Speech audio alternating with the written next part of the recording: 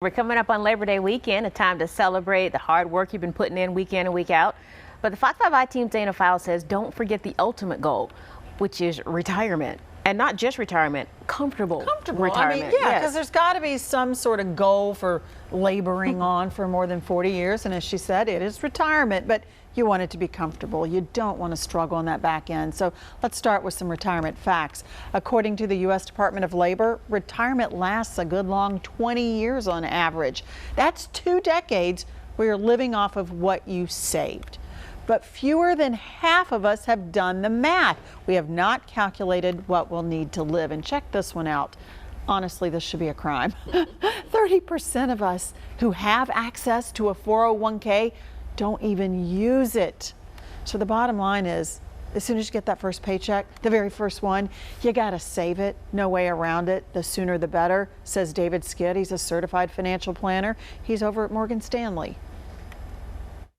There are graphs and charts that will show that if you start when you're 25 and stop when you're 35, you ultimately end up with more than if you start at 35 and contribute for 20 or 30 years.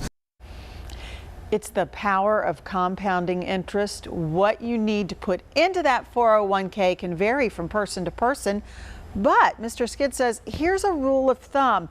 Maximize your employer match. So let's say your company will match you up to $1,000. Then you should contribute at least that much. If you don't, honest to Pete, you are throwing away free money. And consult an expert at every phase of your life just to make sure you are on the right track. Tell us that financial planners don't judge us when we come in there. No, not at all, because everybody has a unique situation. The role of a financial planner isn't to say you're going to make it or you're not going to be okay. It's to help you realize that this set of choices might lead itself towards this set of ultimate retirement lifestyle, or maybe by tweaking a couple of things here, then it might lead towards this sort of lifestyle.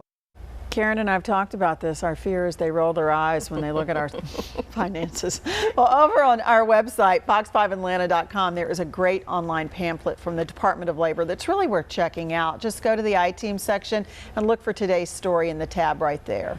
If I could shake the shoulders of 25-year-old Karen, and because I didn't get it till I Later. should have, later than I should have. I only did Yes. because my mother nagged me. She would not leave me alone. And here's the thing, though. I was 25. As so I we've saved. matured, you and I both know you don't have to be rich to save. No, and, Yes. I tell this story often because I think it's important.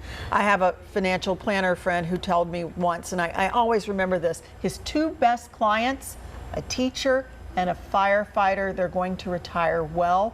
You don't go into these careers to get rich, but they started saving early. He has folks who make a whole lot of money who aren't going to do well in retirement. Interesting. Good stuff. Thank you for that perspective.